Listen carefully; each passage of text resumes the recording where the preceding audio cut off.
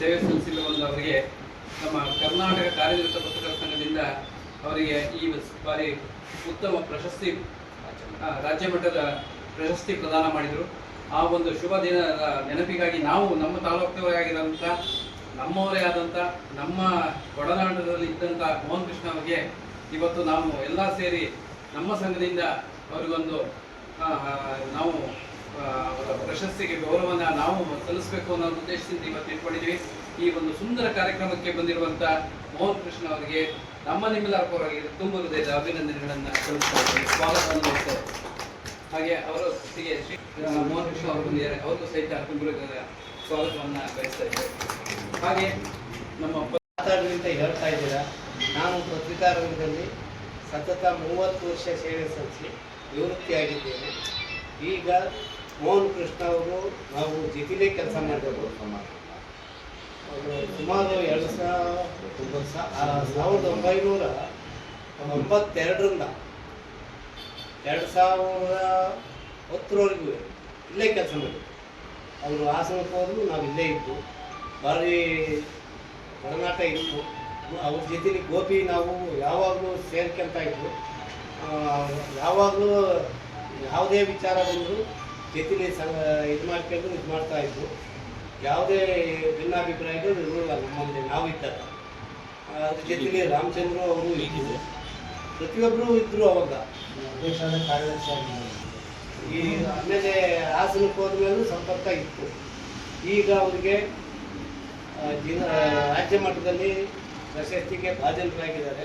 ನಮ್ಮ ಅರಸೀಕೆರೆ ತಾಲೂಕಿನಿಂದ ಅವರಿಗೆ ಅಭಿನಂದನೆ ಸನ್ಮಾನ ಸಲ್ಲಿಸ್ತಾ ಇರೋದು ಅರ್ಥಪೂರ್ಣವಾಗಿದೆ ಅಂತ ಹೇಳಿ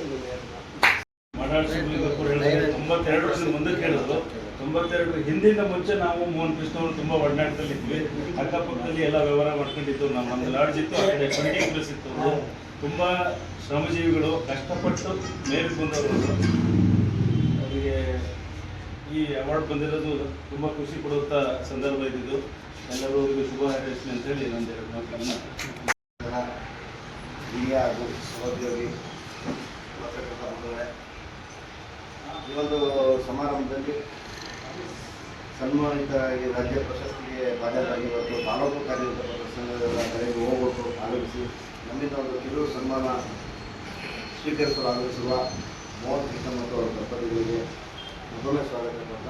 ಅದೇ ರೀತಿ ವೇದಿಕೆ ಮೇಲೆ ಆಸೀನರಾಗಿರುವಂಥ ಸಂಘದ ಮಾಜಿ ಅಧ್ಯಕ್ಷರು, ಮಾರ್ಗದರ್ಶಕರಾದಂಥ ಮಾರಾಟ ಶ್ರೀರತ್ನವರೇ, ರಾಮಚಂದ್ರ ಅವರೇ ಹಾಗೂ ಪತ್ರಕರ್ತರ ಒಡನಾಟ ನಿತ್ಯ ಒಡನಾಟ ಇಟ್ಕೊಂಡು ಕೆಲವು ಸಲಹೆ ಸೂಚನೆಗಳನ್ನ ನೀಡ್ತಾ ಬಂದಿರುವ ನಮ್ಮೆಲ್ಲರಿಗೂ ಆತ್ಮೀಯರಾಗಿರುವಂಥ ರಾಘು ಅವರೇ, ಇವತ್ತು ಒಂದು ಸರಳವಾದ ಒಂದು ಕಾರ್ಯಕ್ರಮವನ್ನು ಇಟ್ಕೋಬೇಕು ಅಂತ ನಮ್ಮ ಸಂಘದ ಎಲ್ಲ ಪದಾಧಿಕಾರಿಗಳು ಒಂದು ನಿರ್ಧಾರ ಮಾಡಿದ್ರು. ಅದರ ಔಚಿತ್ಯ ಏನಪ್ಪ ಅಂದರೆ 40ನೇ ಕರ್ನಾಟಕ ರಾಜ್ಯ ಸಂಘ ಏನು ಪ್ರತಿ ವರ್ಷ ಹಿರಿಯ ಪತ್ರಕರ್ತರು, ಮಾಧ್ಯಮ ಕ್ಷೇತ್ರದಲ್ಲಿ ಸಾಧನೆಗೈದ ಸಾಧಕರಿಗೆ ಒಂದು ಸನ್ಮಾನವನ್ನು ಮಾಡಿ ಗೌರವಿಸಿದೆ. ಆ ಒಂದು ಪ್ರಶಸ್ತಿಗೆ ಭಾಜನರಾದಂಥ ಮೋಹನ್ ಕೃಷ್ಣ ಅವರು ಭಾಜನಕ್ಕೆ ವೈಯಕ್ತಿಕವಾಗಿ ಹಾಗೂ ತಾಲೂಕು ಕಾರ್ಯನಿರತ ಪತ್ರಕರ್ತರ ಸಂಘ ಸಂತಸನ ಪಟ್ಟು. ಅದೇ ರೀತಿ ಅವರು ನಮ್ಮ ತಾಲೂಕಿನವರಾಗಿದ್ದು ಇವತ್ತು ಒಂದು ರಾಜ್ಯ ಪ್ರಶಸ್ತಿಗೆ ಭಾಜನರಾಗಿದ್ದು ನಮ್ಮೆಲ್ಲರಿಗೂ ಹೆಮ್ಮೆಯ ಸಂಗತಿ. ಅದನ್ನು ನಾವೆಲ್ಲರೂ ಅವ್ರ ಜೊತೆಗೂಡೆ ಸಂತೋಷ ಹಂಚ್ಕೊಳ್ಳೋಣ ಅಂತ ಹೇಳ್ಬಿಟ್ಟು ಈ ಒಂದು ಸಮಾರಂಭನ ಅವ್ರಿಗಾಗಿಯೇ ಆಯೋಜಿಸಿದ ಸಮಾರಂಭ. ಯಾರು ಹೊರಗಡೆಯವ್ರು ಬೇಡ, ಮಾಧ್ಯಮ ಸ್ನೇಹಿತರೇ ಇರೋಣ, ಮಾಧ್ಯಮದವರೇ ಇರಬೇಕು ಅಂತ. ಹಾಗಾಗಿ ಒಂದು ಸಾಂಕೇತಿಕವಾಗಿ ಸಂಘದಲ್ಲಿ ಸರಳವಾಗಿ ಒಂದು ಕಾರ್ಯಕ್ರಮವನ್ನು ಹಮ್ಮಿಕೊಳ್ಳಾಯಿತು. ಕಾರ್ಯಕ್ರಮ ಹಮ್ಮಿಕೊಂಡಿದ್ದೀವಿ ಅಂತ ಗೊತ್ತಾದಾಗ ಮೋಹನ್ ಕೃಷ್ಣ ಬಳಗ ದೊಡ್ಡದಾಗಿದೆ ಸಿಗತ್ತೆ. ಮಾಡೋಣ, ದೊಡ್ಡದಾಗಿ ಮಾಡೋಣ, ಹಂಗೆ ಮಾಡೋಣ, ಹಿಂಗೆ ಮಾಡೋಣ ಅಂತ ಸಲಹೆಗಳು ಬಂತು. ಬಟ್ ಆದರೆ ನಮ್ಮ ಉದ್ದೇಶ ಆಶಯ ಏನಪ್ಪ ಇತ್ತು ಅಂದರೆ ಸಂಘದ ಪತ್ರಕರ್ತರೇ ಅದರ ಒಂದು ಸಣ್ಣ ಸಭೆಯಾಗಿರಲಿ ಅನ್ನೋದು ನಮ್ಮ ಇದಾಗಿತ್ತು. ಆ ಒಂದು ಕರೆಗೆ ಹೋಗ್ಬಿಟ್ಟು ಆಗಿಸಿದ್ರೆ ಇನ್ನು ಅವ್ರ ಬಗ್ಗೆ ಹೇಳಬೇಕು ಅಂದರೆ ಮೋಹನ್ ಕೃಷ್ಣ ಅವರು ಸಂಘಕ್ಕೂ ಒಂದು ಉತ್ತಮವಾದ ಒಡನಾಟ ಮೊದಲಿನಲ್ಲಿದೆ. ಸಕ್ರಿಯವಾಗಿ ಅವರು ಕಳೆದ 4.5 ದಶಕಗಳಿಂದ ಮಾಧ್ಯಮ ಕ್ಷೇತ್ರದಲ್ಲಿ ಸೇವೆ ಸಲ್ಲಿಸಿದರೆ ಅದು ಅರಸೀಕೆರೆ ಆಗ್ಬೋದು ಅಥವಾ ಪ್ರಸ್ತುತ ಹಾಸನ ಇರ್ಬೋದು ಅಂತ ಒಂದು ಸುದೀರ್ಘ ಸೇವೆ ಸಲ್ಲಿಸಿದವ್ರಿಗೆ ಏನು ರಾಜ್ಯ ಪ್ರಶಸ್ತಿ ಬಂದಿರೋದು ನಿಜಕ್ಕೂ ಸಂತಸ ವಿಷಯ. ಈ ಒಂದು ಪ್ರಶಸ್ತಿಗೆ ಭಾಜನರಾಗಿರುವ ದಂಪತಿಗಳಿಗೆ ಮತ್ತೊಮ್ಮೆ ಶುಭಾಶಯಗಳನ್ನು ಕೊಡ್ತಾ ಮೋಹನ್ ಕೃಷ್ಣ ಅವರ ಸಲಹೆ ಸೂಚನೆ ಮಾರ್ಗದರ್ಶನ ತಾಲೂಕು ಪತ್ರಕರ್ತರಿಗೆ ನಿರಂತರವಾಗಿರಲಿ, ಅವರ ಒಡನಾಟ ತಾಲೂಕು ಪತ್ರಕರ್ತರಿಂದ ಇರಲಿ ಅಂತ ಆಶಿಸ್ತಾ ಮತ್ತೊಮ್ಮೆ ಅವರಿಗೆ ಶುಭಾಶಯ ಕೇಂದ್ರ ಬಿಂದುವಾಗಿರುವಂಥ ಮೋಹನ್ ಕೃಷ್ಣ ಅವರು ಈ ತಾಲೂಕಿನ ಹಿರಿಯ ಕಾರ್ಯನಿರತ ಪತ್ರಕರ್ತರ ಸಂಘದ ಕಾರ್ಯದರ್ಶಿಗಳಾಗಿ ದಿವಂಗತ ಎಸ್.ಎನ್. ಗೋಪಿನಾಥ್ರವರ ಸನ್ಮಿತ್ರರು ಹಾಗೂ ಒಡನಾಟಗಳಲ್ಲಿ ಒಂದು ನಾಣ್ಯತೆ ಮುಟ್ಟಿದ್ದಾಗೆ ಅವರು ಆ ಒಂದು ಒಡನಾಟದಲ್ಲಿ ರಾಮಚಂದ್ರರವರು ಮೋಹನ್ ಕೃಷ್ಣ ಇದ್ದರು.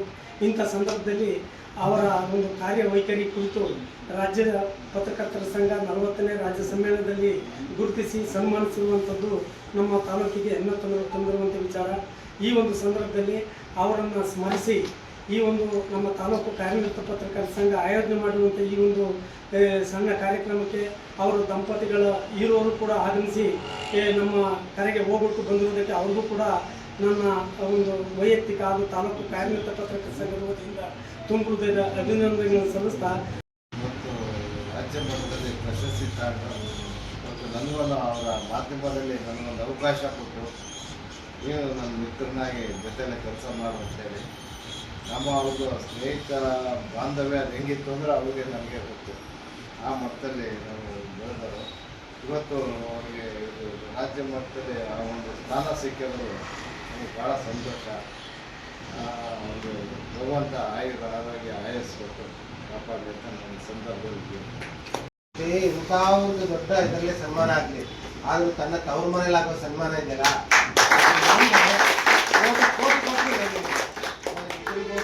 ಮುಂದೆ ಯಾವುದೇ ಇರ್ಬೋದು, ಅದು ಈ ಸನ್ಮಾನ ಎಲ್ಲದಕ್ಕಿಂತ ಹೆಚ್ಚು. ಯಾಕೆಂದರೆ ನೀವೆಲ್ಲ ನನ್ನ ಆತ್ಮೀಯರು, ನನ್ನ ಒಡನಾಡಿಗಳು.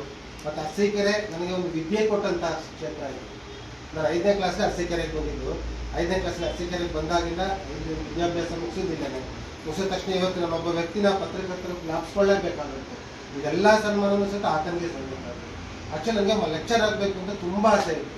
ಮಾಸ್ಟರ್ ಎಂ ಕಾಮ್ ಆದ ತಕ್ಷಣವೇ ಲೆಕ್ಚರ್ ಆಗಬೇಕು ಅಂತ ಗೋಪಿನಾಥ್ ಅಂತ ನಮ್ಮ ಸಂಘದ ಮಾಜಿ ಅಧ್ಯಕ್ಷರು ಆಗಿದ್ರು.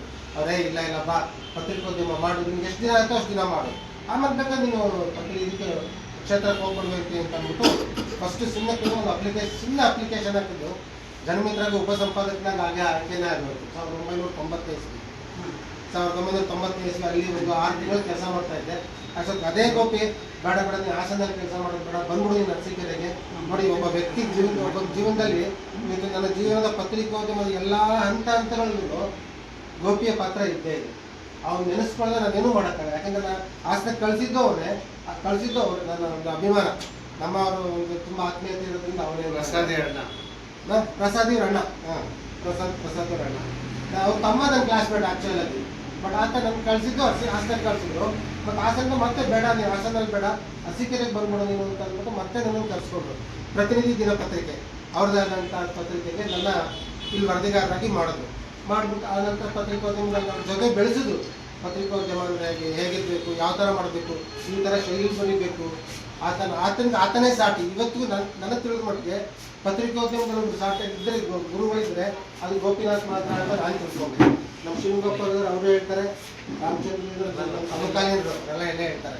ಅಷ್ಟು ಒಬ್ಬ ವ್ಯಕ್ತಿ ಕರೆಸಿ ಮಾಡಿದ್ರು. ಆಮೇಲೆ ಪ್ರಜಾವಾಣಿ ಪತ್ರಿಕೆ ಬಿಡೋಂಥ ಸಂದರ್ಭದಲ್ಲಿ ನನ್ನ ಪತ್ರಿಕೆ ಮಾಡು, ಬೇರೆಯವ್ರು ಮಾಡೋದು, ನೀನು ಮಾಡೋದು. ಪ್ರಜಾವಾಣಿ ಪತ್ರಿಕೆಯಲ್ಲಿ 4 ವರ್ಷಗಳ ಕಾಲ ಕೆಲಸ ಮಾಡಿದೆ ನಾನು.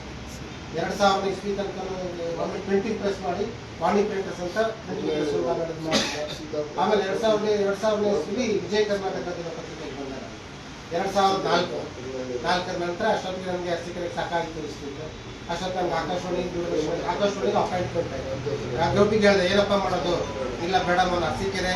ಅವ್ರಾಗಲೇ ನಮ್ಮ ವೆಂಕಟೇಶ್ ಒಂದು ಮಾತು ಹೇಳಿದ್ರು, ಮೋಹನ್ ಕೃಷ್ಣ ಇಷ್ಟು ವರ್ಷ 40 ವರ್ಷ ಆದರೂ ಸಾಧನೆ ಮಾಡೋಕ್ಕೆ ಕಾರಣ ಅಂದರೆ ನಾನು ಜಾತಿ ಹೇಳ್ಕೋಬಾರ್ದು. ಒಬ್ಬ ಬ್ರಾಹ್ಮಣ ಅರಸೀಕೆರೆಲ್ಲೇ ಆಗಿರ್ಬೋದು, ಈಗ ಎಲ್ಲರೂ ಹೇಳಿರ್ಬೋದು, ಜಾತಿ ಬರಲ್ಲ.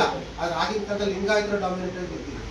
ಲಿಂಗಾಯತರು ಮಾತ್ರ ಇರಬೇಕು, ಇರ್ಬಿಟ್ಟು ಯಾರು ಇರಬಾರ್ದು ಅಂತ ಸಂದರ್ಭದಲ್ಲಿ ನಾನು 14 ವರ್ಷಗಳ ಕಾಲ ಪತ್ರಿಕೋದ್ಯಮ ಮಾಡಿದೆ. ಹಾಸನಕ್ಕೆ ಹೋದ್ರೆ ಅಲ್ಲಿ ಗೌಡರು ಅಷ್ಟುಗಳ ಜನಗಳ ಮಧ್ಯೆನೂ ನಾನು ಇವತ್ತೇನಾದ್ರು ಬೆಳೀತಿದ್ದೀನಿ ಅಂತ ಅಂದರೆ ನಾವು ಯಾವತ್ತೂ ಪತ್ರಿಕೋದ್ಯಮದಲ್ಲಿ ನಮ್ಮ ಪಾಡಿಗೆ ನಾವು ನಡ್ಕೊಂಡು ಹೋಗ್ತಾ ಇದ್ದೀವಿ. ಯಾರು ಏನಾದ್ರು ಹೇಳಿ, ಏನಾದ್ರು ನಮ್ಮ ಕೈ ಬಾಯಿ ಶುದ್ಧವಾಗಿ ಒಬ್ಬರು ಬಾಯಿಗೆ ಬೀಳ್ದೇನೆ ಸಂಜೆ 7 ಗಂಟೆ ಆದ ತಕ್ಷಣ ಮನೆಗೆ ಬಂದು ಸೇರ್ಕೊಂಡ್ರೆ ಅವ್ರ ಪತ್ರಿಕೋದ್ಯಮದಲ್ಲಿ ಯಾವತ್ತೂ ಯಶಸ್ವಿ ಕರ್ನಾಟಕ. ಎಲ್ಲ ಮತ್ತೆ ಎಲ್ಲ ಇದುಗಳು ಶುರು ಆಗೋದೇ 7 ಗಂಟೆ ಮೇಲೆ.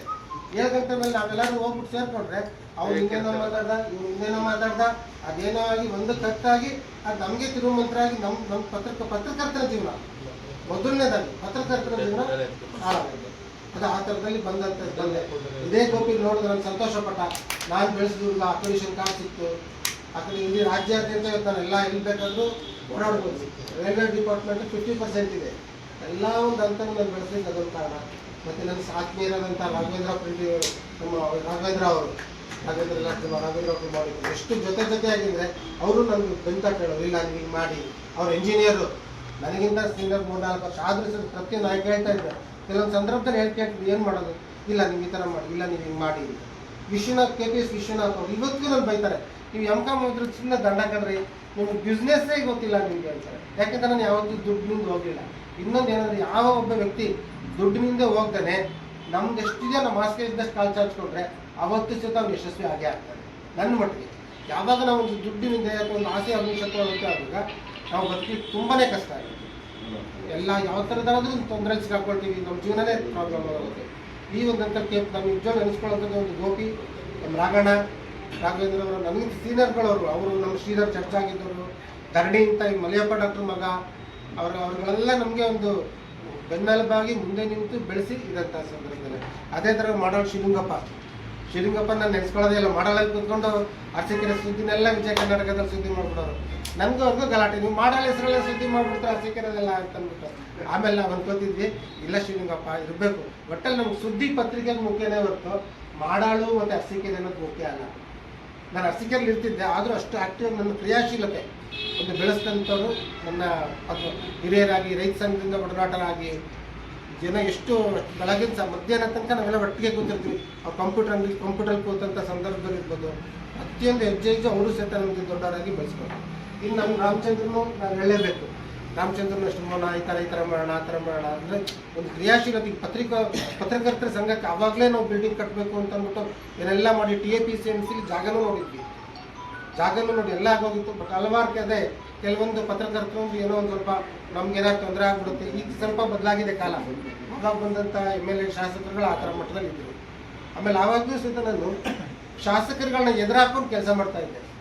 GV ಸಿದ್ದಪ್ಪ ಹೆಸರುಗಳು ಹೇಳ್ತೀನಿ, GV ಸಿದ್ದಪ್ಪ ಇರ್ಬೋದು, ಆಮೇಲೆ ಇವರು ಶಂಕರ್ ಎಲ್ಲರೂ ಹೆಚ್ಚು ಕಮ್ಮಿ. ನಾನು ವಿಜಯ ಕರ್ನಾಟಕದಲ್ಲಿ ಇದ್ದಾನೆ. ಹಿಂದೆ ಮುಂದೆ ನಾನು ಕೇಳ್ತಿದ್ದು ಒಂದೇನೆ, ಯಾವುದೊಂದು ಜನತಾ ಮಾಧ್ಯಮ ಅನ್ಕೋಬೇಕು. ಮಂಜುನಾಥ್ ದತ್ತ, RP ವೆಂಕಟೇಶ್ಮೂರ್ತಿ, ನಾನೇನು ಸುದ್ದಿ ಕೊಟ್ಟರು ಆ ಸುದ್ದಿನ ಒಂದು ಚೂರು ಕಟ್ ಮಾಡ್ತಾ ಇದ್ದೀನಿ.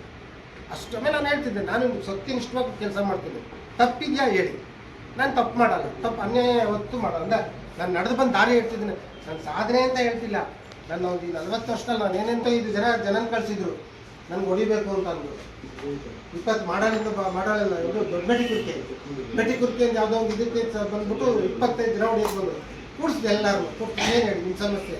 ಹೌದು ಈ ಥರ ಇದೆ. ಹೇಳಿದ ತಕ್ಷಣ ತಪ್ಪಾಯ್ತಲ್ಲ, ಯಾರ್ದೋ ಹೇಳ್ಕೊಂಡು ಮಾತು ಕೇಳ್ಕೊಂಡು ಬಂದ್ಬಿಟ್ಟೆ, ತಪ್ಪಾಯ್ತು ಅಂತ ಅಂದ್ಬಿಟ್ಟು ಬಂದಂಥ 24-25 ಜನ ಅವರೇ ನನಗೆ ಕಾಫಿ ಕೊಡಿಸ್ಬಿಟ್ಟು ಅಷ್ಟು ಅಂಥ ಒಂದು ಅಂದರೆ ಪತ್ರಿಕೋದ್ಯಮದಲ್ಲಿ ನಾನು ಕಂಡಂಥ ಇದುಗಳು ಅಷ್ಟೆಲ್ಲ ಅರಸೀಕೆರೆ ಆಯಿತು. ಆಮೇಲೆ ಹಲವಾರು ಕಾರ್ಯಕ್ರಮಗಳು ಮಾಡಿದ್ರು ಅವರು ಅರಸೀಕೆರೆ. ಈಗ ಹಾಸನಲ್ಲೂ ಅಷ್ಟೇ. ಇವತ್ತು ನಮ್ಮ ಒಳ್ಳೆ ಸ್ನೇಹಿತರುಗಳಿದ್ದಾರೆ.